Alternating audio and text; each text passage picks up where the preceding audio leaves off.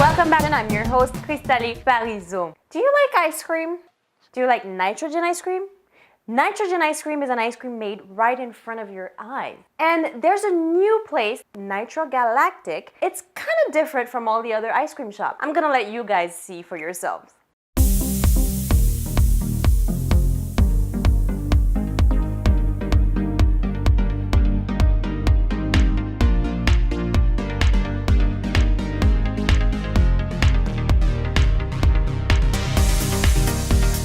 Nitro Galactic is an ice cream shop like no other.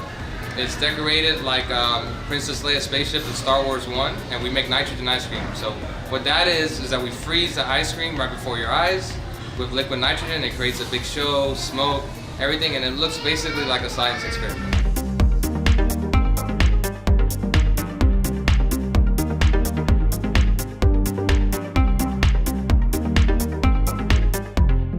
All our ingredients are gourmet. My favorite flavor personally is the dulce de leche.